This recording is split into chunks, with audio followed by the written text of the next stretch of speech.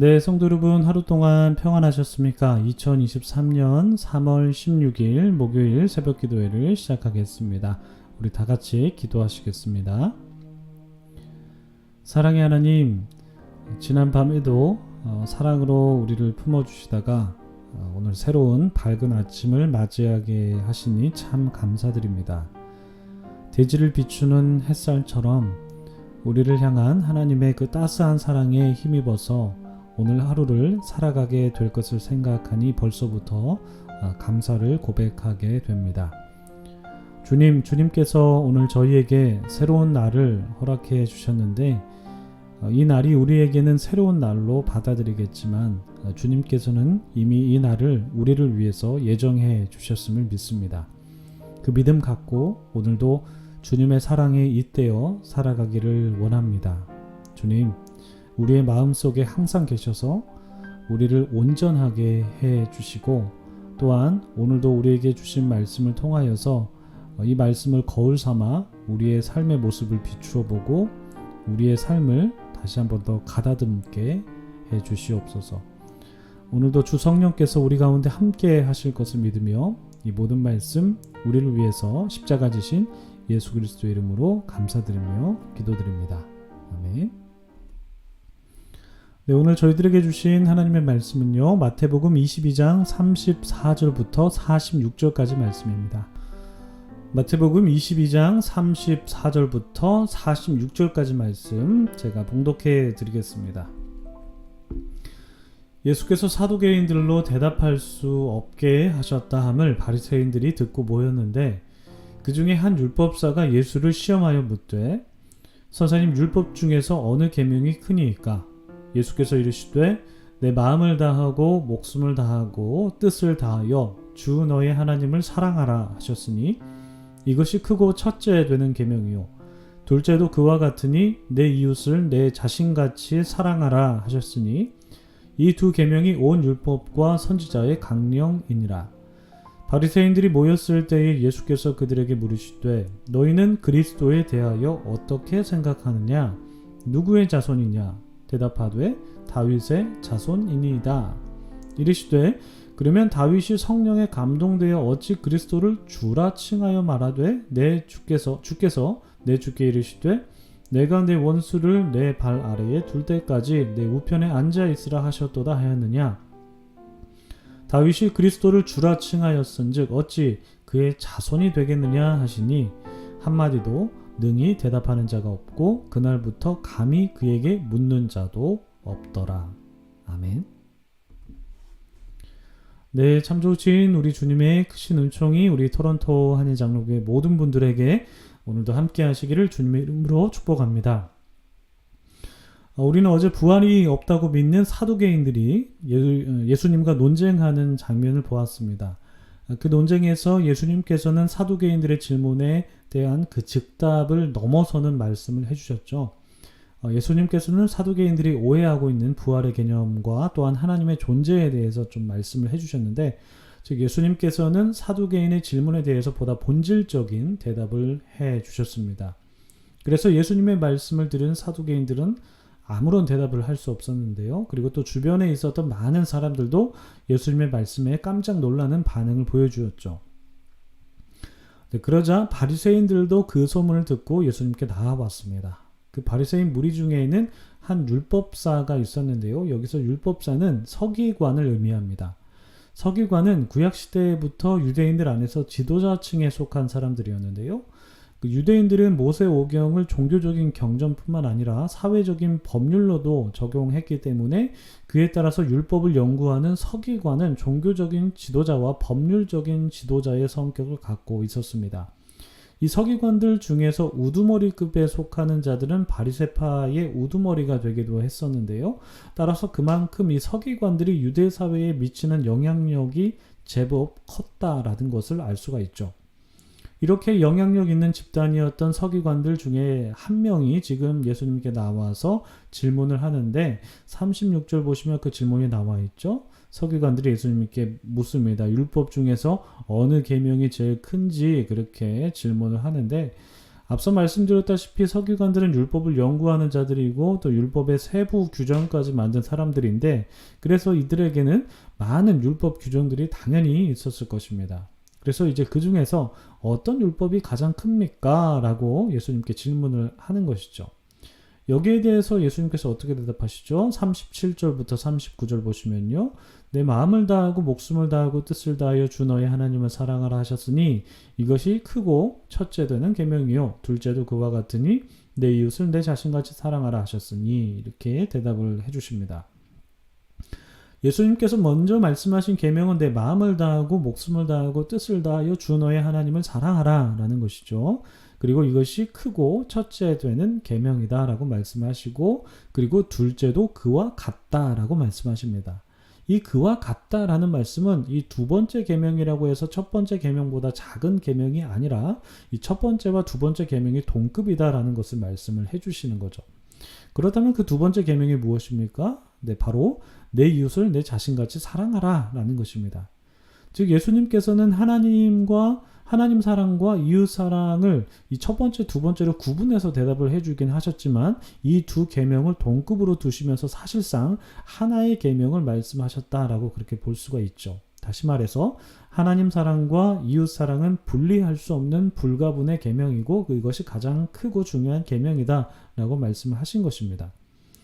그러므로 하나님을 사랑하는 사람은 반드시 또 이웃을 사랑하게 되어 있다라는 의미로 이렇게 해석이 될 수가 있죠. 이 하나님을 사랑하라는 말씀은 신명기 6장 5절 말씀을 예수님께서 인용하신 건데요. 신명기 말씀에서도 너는 마음을 다하고 뜻을 다하고 힘을 다하여 내 하나님 여호와를 사랑하라 이렇게 적혀 있는데, 이 마음을 다하고 뜻을 다하고 힘을 다하라 라는 것은 너의 마음, 행동, 정신, 너의 모든 것들로 하나님을 사랑하라 라는 의미가 되겠죠. 다시 말해서 전인적으로 하나님을 사랑하라 라는 것입니다. 너의 모든 존재가 하나님을 사랑해야 한다라는 것인데, 이 말은 곧 하나님을 사랑할 때 그 사랑이라는 개념을 어떤 사랑하는 사람들 사이에서 가지는 그 애정에 국한된 것이 아니라 나의 존재 전부를 하나님께 드린다라는 헌신의 의미로 그 사랑을 해석해야 한다라는 것입니다. 신명기 말씀에서도 바로 이 하나님의 사랑을 헌신의 의미로 해석하고 있는데, 그리고 이 헌신의 사랑, 이 사랑을 하나님께 드려야 된다라는 말씀을 하는 동시에 레위기 19장 18절 말씀을 인용하시면서 너의 이웃을 너의 몸처럼 사랑하라 라는 것도 말씀을 해주시죠. 이것이 그리고 또 첫 번째 계명과 같다라고 말씀을 해주시는데, 그러니까 너가 전인적으로 하나님을 사랑한다면 또 전인적으로 이웃을 사랑해야 한다라고 그렇게 말씀을 하셨다라는 것이죠. 즉 사람이라는 존재는 하나님을 사랑하는 것으로서 존재되어야만 하고 또 이웃을 사랑하는 것으로서 존재되어야만 한다라는 것이죠.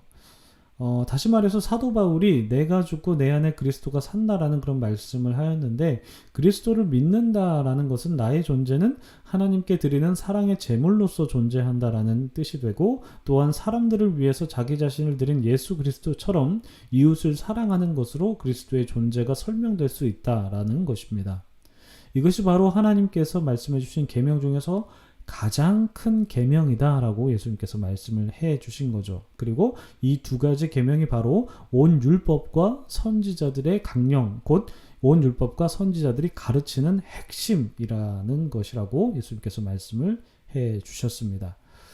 여러분 이 말씀을 보면은요, 우리가 이 말씀을 좀 묵상을 좀 해보면 좋을 것 같은데, 여러분 그리스도인으로 산다는 것이 무엇일까요? 그리스도인으로 산다는 것은 나를 내 안에서 발견하는 것이 아니라 하나님 안에서 나라는 존재가 발견되어야 되고, 그리고 다른 사람 안에서 내가 발견되어야 하는 것이 바로 그리스도인으로서의 삶이 아닐까 싶습니다. 좀 철학적인 말씀이긴 한데요. 예수님께서 하신 말씀들을 곰곰이 다시 한번 생각해 볼까요? 예수님께서 말씀하신 것은 나의 전 존재, 그러니까 힘을 다해서 마음을 다해서 전 존재로 하나님을 사랑해야 되고, 내가 나를 사랑하듯 내 이웃을 사랑한다라는 것은, 나라는 존재라는 것은 바로 나 스스로 존재하기보다 나는 하나님의 사랑으로서 존재를 해야만 하고 이웃을 사랑하는 그 사랑의 존재로서 존재해야 된다라는 것임을 의미할 수 있죠. 그래서 이것을 다시 한번 생각해 보면 나라는 존재는 나 안에서 발견되기보다 하나님 안에서 발견되어야 하고 사람들 안에서 발견되어야 한다라는 것으로 우리의 존재에 대해서 생각해 볼 수 있을 것 같습니다. 여러분들도 하나님을 사랑하는 그 사랑 안에서 여러분들의 존재가 발견되고 또한 공동체 안에서 서로 사랑하는 그 사랑 안에서 여러분들이 발견되는 여러분들이 다 되시기 바랍니다. 네, 그리고 다음 말씀을 보시면요. 다음 본문으로 넘어가 보면 이제 공수 교대가 이루어졌다라는 것을 볼 수가 있습니다. 무슨 말씀이냐면 그동안 예수님께서 계속해서 질문만 받으셨는데 이제 예수님께서 바리새인들을 향해서 질문하시죠. 42절 보시면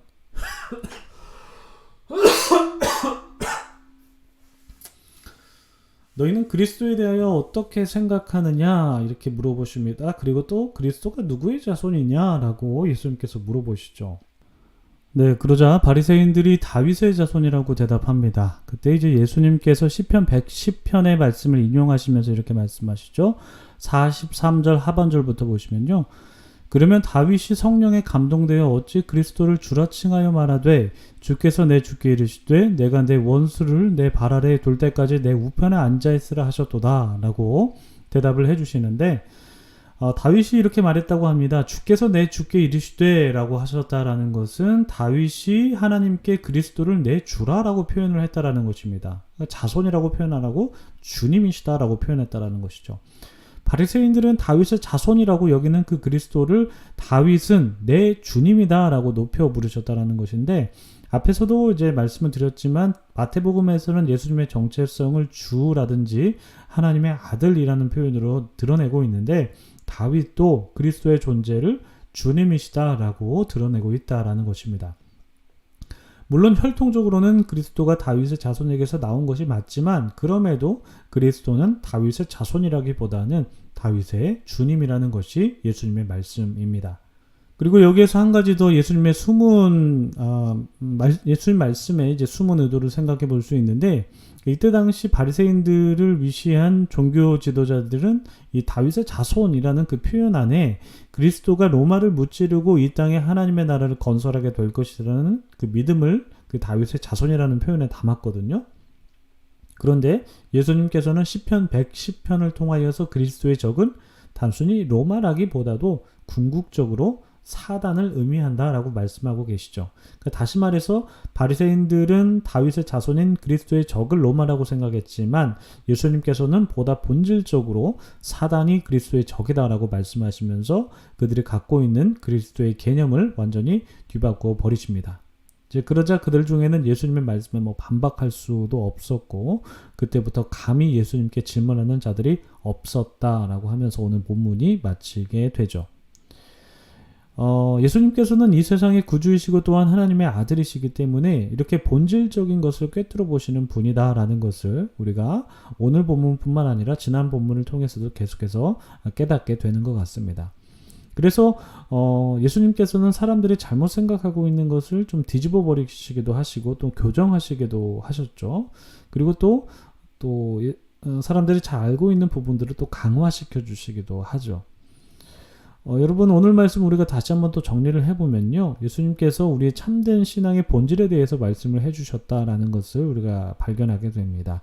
나의 전 존재가 하나님을 사랑해야 하고 또 이웃을 사랑해야 된다라는 것, 그리고 그 표본을 보여주신 그리스도는 바로 사단을 무찌르시고 마침내 이 땅에 하나님 나라를 완성하실 다윗의 자손이기도 하시지만 다윗의 주님이다라는 것이죠. 여러분 오늘 말씀을 통해서 우리가 예수님의 존재를 다시 한번 깨닫기를 원하고요. 그 예수님을 믿는 그리스도의 삶이 어떠해야 하는지를 우리가 기억하면서 우리의 삶은 사랑으로 완성될 수 있다는 것을 고백하시는 우리 모든 분들 다 되시기를 축복합니다. 오늘 말씀 기억하시면서 기도하시고 또한 여러분들의 개인 기도 제목을 놓고도 함께 기도하시는 시간 갖도록 하겠습니다. 기도하겠습니다.